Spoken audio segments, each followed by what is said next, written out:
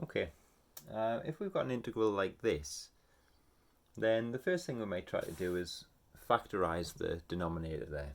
Okay, and in this case it does factorize. So it factorizes into x minus 2 plus 2 and x minus 4. Now, where do we go from there?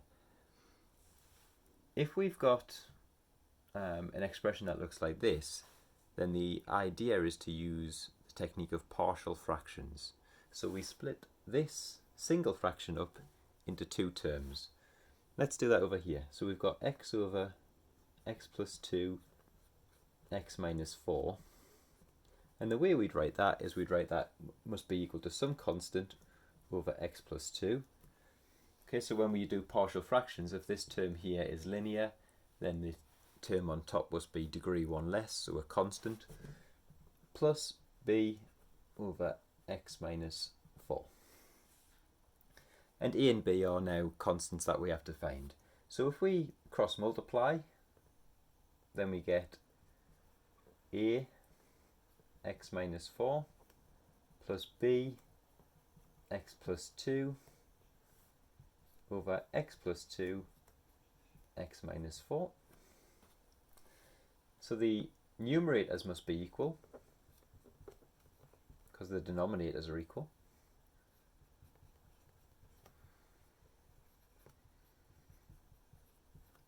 And then if we pick particular values of x, we can find the values of a and b. So if we put x equal to 4 in first, then we get 4 equals, so the first term will disappear and we'll be left with 6b. So we get that b is equal to 4 over 6, which is the same as 2 over 3. If we put x equal to minus 2 in there, then we get minus 2 on the left hand side. The second term this time will disappear and we'll just be left with equal to minus 6a.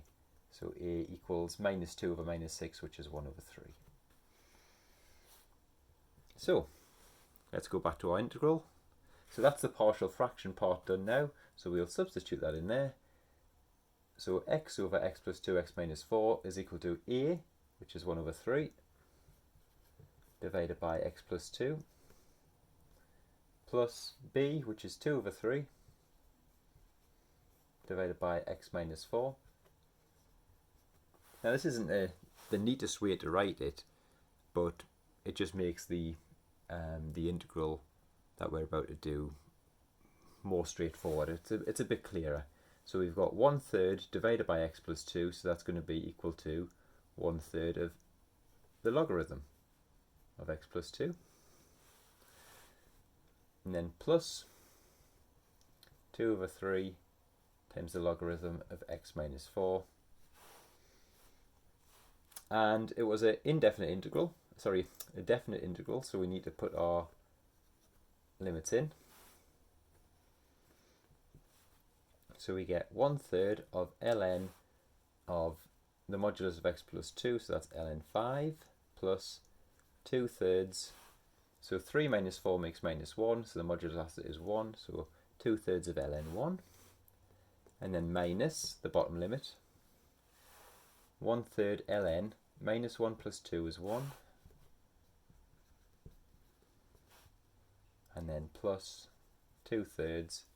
Minus 1 minus 4 makes minus 5, so the modulus of that is 5.